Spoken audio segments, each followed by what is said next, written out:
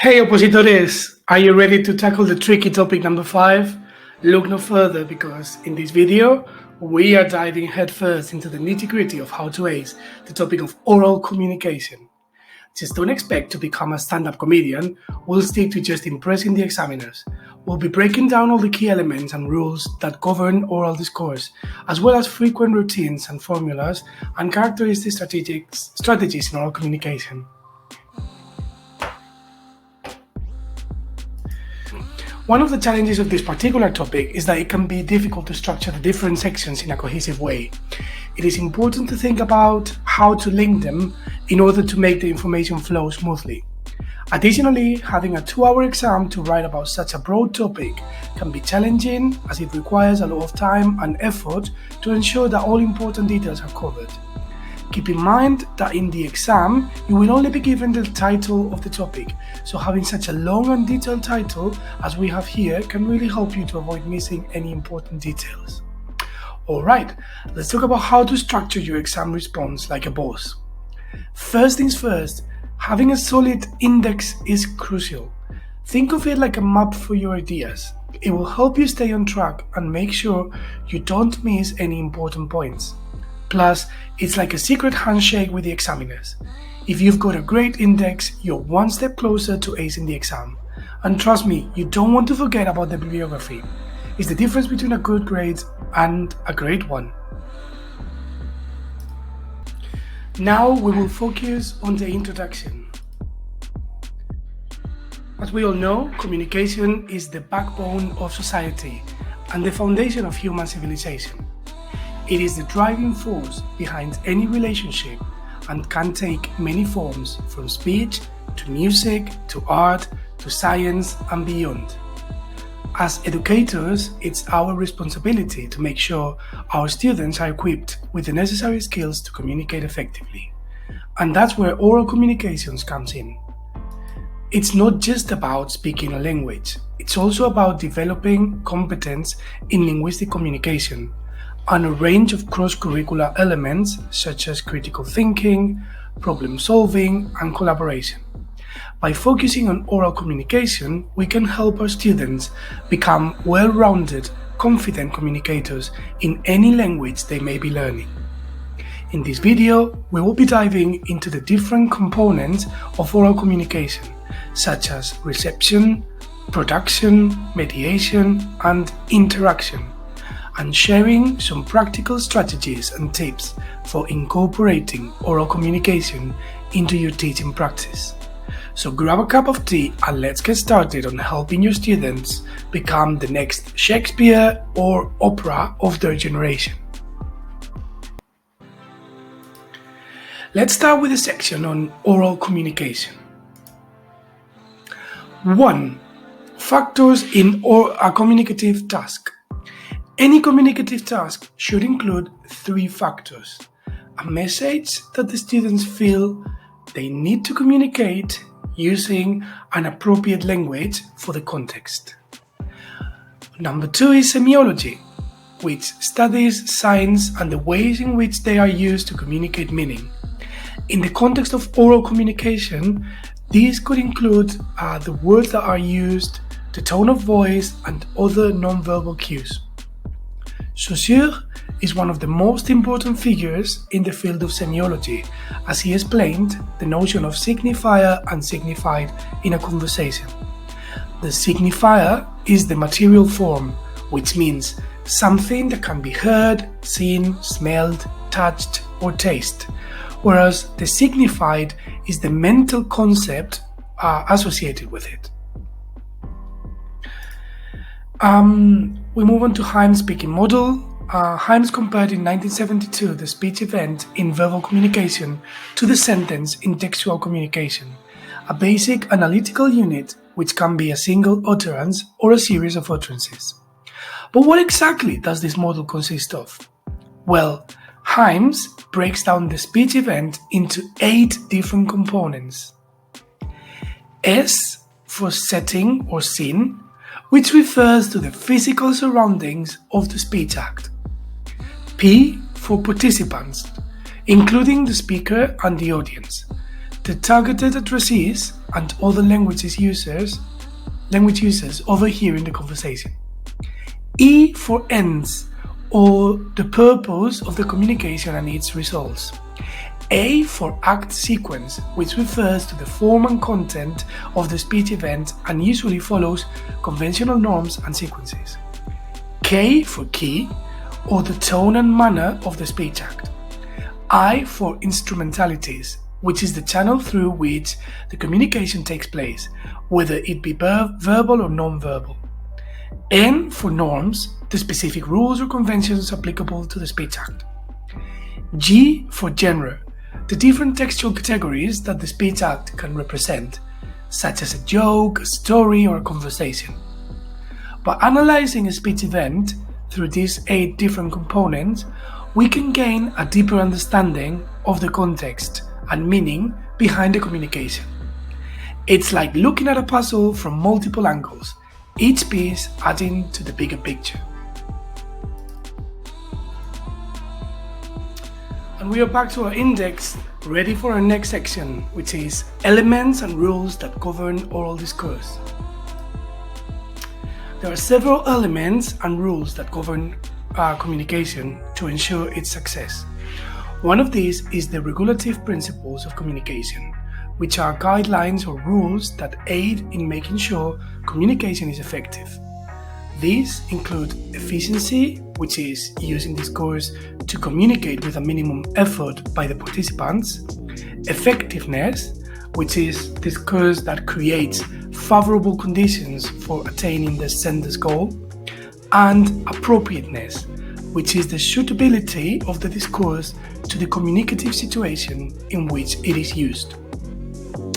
Another important aspect of oral discourse is conversational maxims, established by Grice in 1975, which are features that are likely to occur in conversations. However, it is important to note that these are not meant to be strict rules, as not all conversations occur between equals and in a cooperative manner.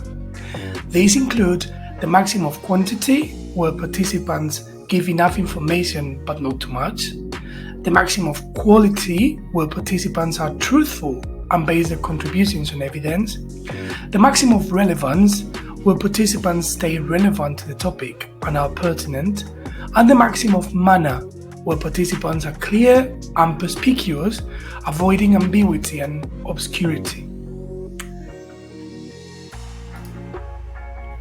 The speech acts theory is a framework for understanding how language is used to perform actions.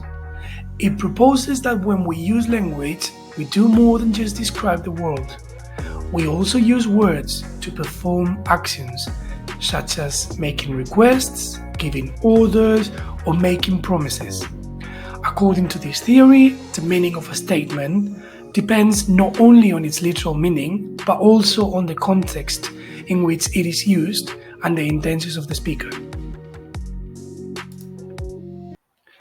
Turn taking and topic shifting are important elements that govern oral discourse.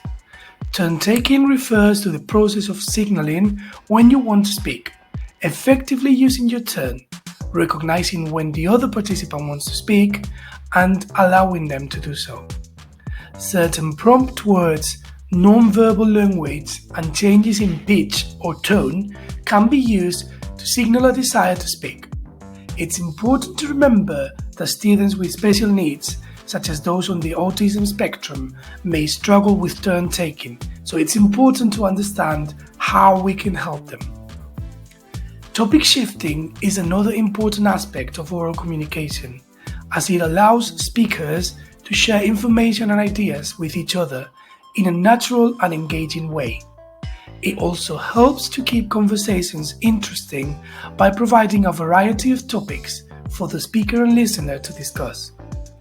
This happens more frequently in oral communication than in written communication, and it allows for a more dynamic and engaging conversation. In this section of the video, we will discuss some of the formal features of oral discourse that set it apart from written communication. One of the key differences is the use of coordination and subordination. In oral discourse, speakers tend to use more coordination or linking words such as and or but to connect ideas and make the discourse more fluid and easy to follow. On the other hand, written texts often use more subordination or dependent clauses to create a more complex and formal structure. Another notable feature of oral discourse is repetition. Speakers may repeat keywords or phrases to emphasize a point, signal a shift in the discourse, or help the audience remember important information. This repetition can serve as a powerful tool for reinforcing a message and engaging the audience. Non-verbal cues also play a significant role in oral discourse. These cues, such as gestures, facial expressions, and body language, can help to convey the speaker's emotions and intentions, and can also serve as a means of emphasis or clarification. For example, a speaker might use a raised eyebrow or a nod of the head to signal agreement or understanding. Overall, oral discourse is characterized by its flexibility and dynamic nature. While written texts tend to be more structured and formal, oral discourse allows speakers to adapt the message to the needs and interests of their audience. In oral discourse, routines and formulae play a crucial role in facilitating communication. These fixed phrases and patterns of speech help to create a sense of predictability and familiarity in conversations, which can make it easier for speakers to understand and respond to each other. Routines are short, fixed phrases that are used frequently in everyday conversation, such as greetings, small talk, and polite expressions. In British English, there are many expressions that have no real meaning, and instead they become just fatigue, asking "how are you?" without wanting a real answer, saying "I don't know what to say" instead of "sorry" when someone gives you bad news. One key difference between routines and formulae is that routines are typically more casual and colloquial, while formulae are more formal and conventional. Another important concept in oral discourse is the use of adjacency pairs. These are sequences of two related utterances by different speakers, in which the second utterance is dependent on the first. Examples of adjacency pairs include greeting, congratulations, thanks, apology, acceptance, invitations, acceptance, and complaint, excuse. These pairs are governed by certain rules, such as the need for different speakers to produce their utterances, the ordering of a first part followed by a second pair part, and the requirement for the second part to complete the exchange. Adjacency pairs are a fundamental aspect of oral discourse and help to create coherence and structure in conversations. In linguistics, an encounter refers to a situation in which two or more people come into contact and engage in oral communication with each other. Encounters can be classified into two types: transactional and interactional. Transactional encounters are those in which the primary goal is to exchange information or to achieve a specific purpose, such as making a purchase or completing a task.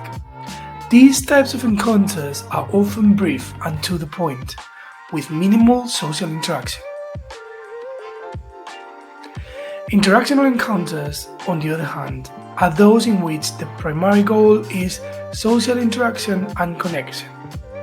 These types of encounters may include casual conversations, catching up with friends, or networking.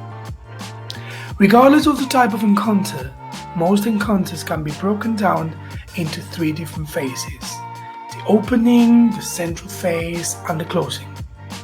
The opening is when the two or more parties first come into contact and establish the topic of conversation. The central phase is where the majority of the conversation takes place, and the closing is when the conversation is brought to a close and goodbyes are said. Conversation gambits are routines which are used in everyday oral communication. They make the conversation flow more smoothly, and not using them might make the speaker seem rude.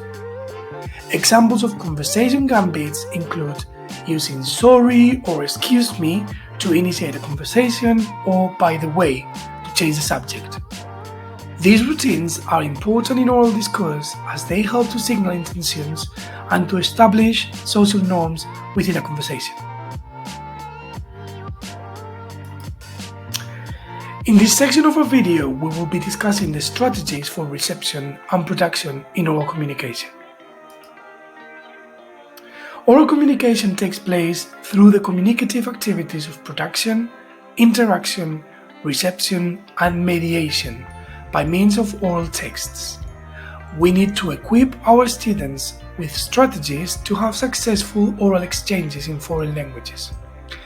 Since we have focused before on the aspects of interaction and mediation, now we're going to discuss the strategies for reception and production.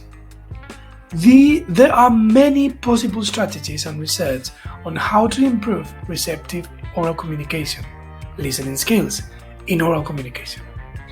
The main ways to improve listening skills are regular listening practice, focusing on the overall meaning, using contextual clues, practicing active listening with total concentration, and asking for clarification.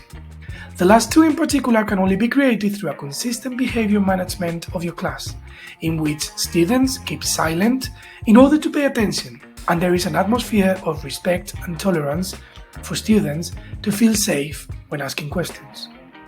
Active listening can also be considered a mediation strategy, as it tries to avoid external noise and other issues that will make communication more difficult. When it comes to production strategies, planning is an important aspect of mental preparation before speaking. This can involve thinking consciously about what to say and how to express it, as well as rehearsal of the preparation of drafts. Additionally, avoiding certain words or expressions, using synonyms, and even using different grammar structure can help in situations where you might be unsure. Compensating is another strategy that can be used when a speaker cannot think of the appropriate expression, by using time fillers, gestures, or words from their own language. Lastly, repairing strategies can be either spontaneous or pre-designed, in the form of criteria boxes or mental reminders before starting a conversation. These strategies can help us maintain communication and overcome any obstacles that may arise during oral exchanges. We are almost at the end of our video on teaching applications for oral communication. I would like to take a moment to thank you all for watching up to this point. I know this video may not be as exciting as the latest Marvel movie, but probably better than Avatar. As we wrap up, it's crucial to remember the importance of structuring and cohesively concluding our thoughts when finishing a topic and including teaching applications. That's why, when writing our exam, I always follow these guiding questions to help me. Why should we teach this content? When should we start teaching it? Are there any possible difficulties or challenges? How can these be applied in class? Try to mention LOMLOE, the educational law, and learning situations for this last point. Answering these questions can help us understand the significance of oral communication in language education and how it can be integrated into the curriculum. As a teacher of English as a second language in Spain, it is important to focus on teaching oral communications for several reasons. Firstly, the ultimate goal of learning a language is to be able to communicate effectively with others. By focusing on oral communication, we are ensuring that our students are able to understand ideas and concepts and express themselves in a clear and meaningful way. Secondly, it is important to provide our students with authentic and meaningful language input. This means that they are exposed to the language as easy to use in real-world contexts, and they are able to practice and apply the language skills in a way that is relevant and meaningful to them. Additionally, research has shown that learners retain more information when they are actively engaged in the learning process, rather than just passively listening or reading. This is known as Edgar Dale's The Cone of Experience, which states that learners retain more information about what they do as opposed to what is heard or read or observed. In the case of language learners, this doing means communicating orally. In light of these reasons, it is crucial that we, as teachers of English as a second language in Spain, ensure that oral communication is a focus from the first year of secondary education.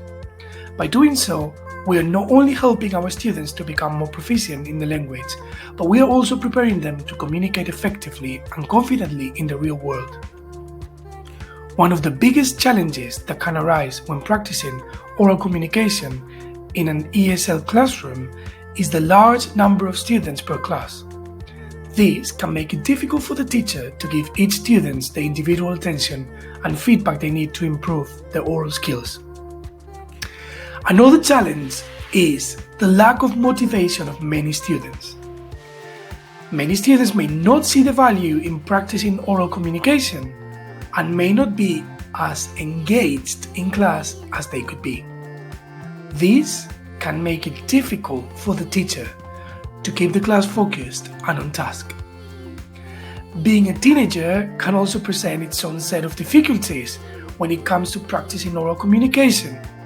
Many students may feel self-conscious or embarrassed when speaking in a foreign language and may not want to participate as much as they could. Additionally, the lack of focus or interest that is common among teenagers can also make it difficult to keep them engaged in class. Finally, it is important to mention that the English Selectividad exam does not include an oral part. Shocking, which can lead to a lack of motivation and interest in oral communication all through secondary school.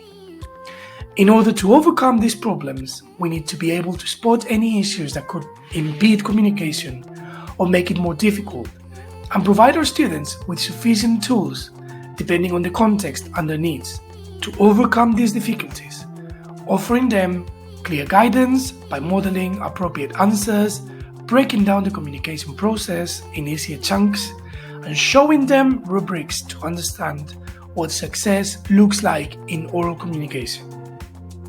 We can exploit the topic of oral communication in our ESL class in many ways.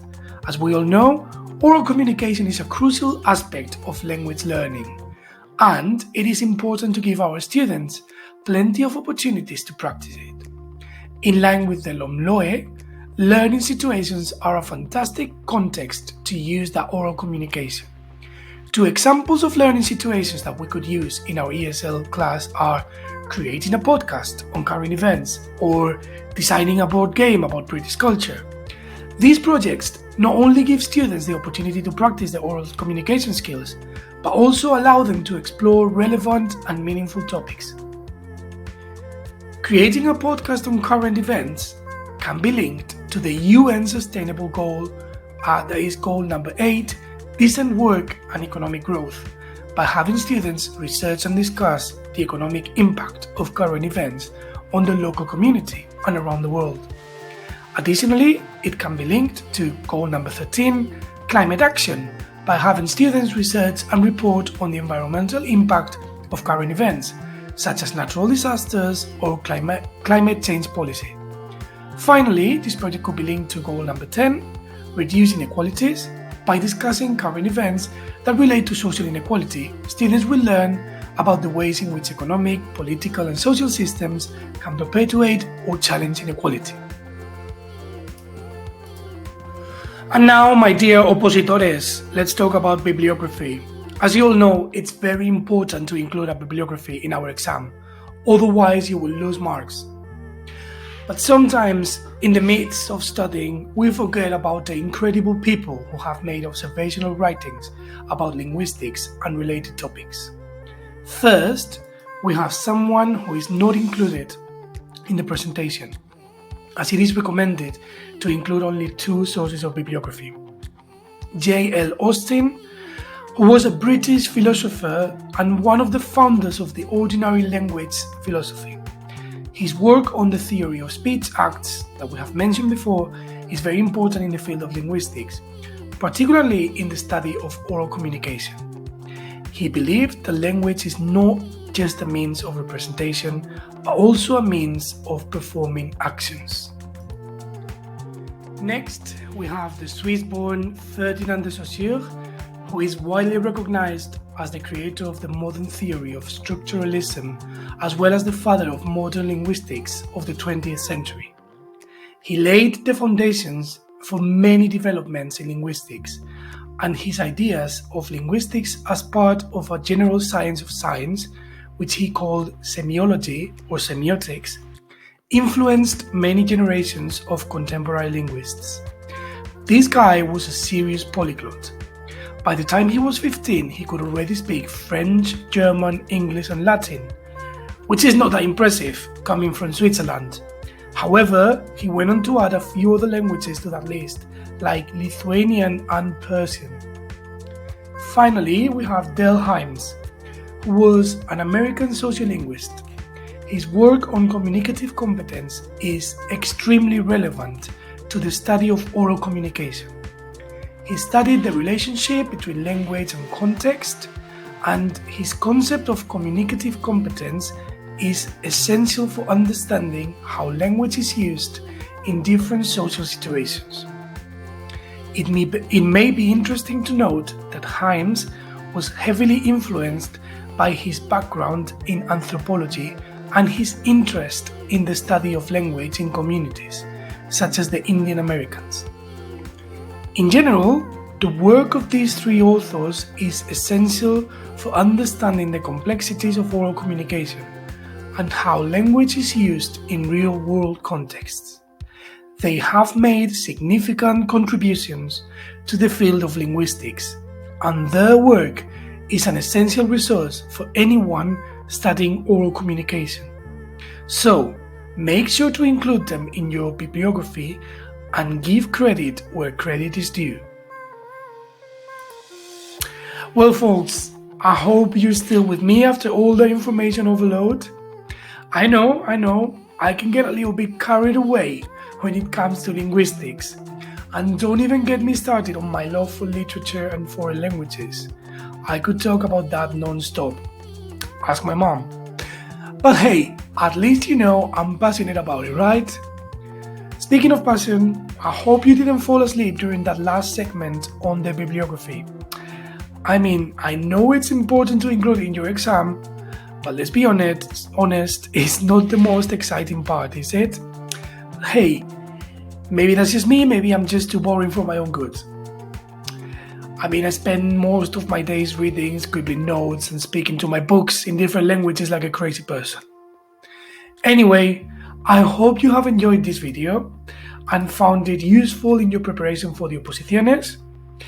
If you haven't done that already, please do subscribe to my channel and leave me any comments or feedback you have. And don't forget to share this channel with anyone you know who's also preparing for the exam or might be interested in linguistics. Because together we can conquer the world of linguistics and oral communication, or at least pass our exam if we get this topic and get a job as a teacher. Bye-bye.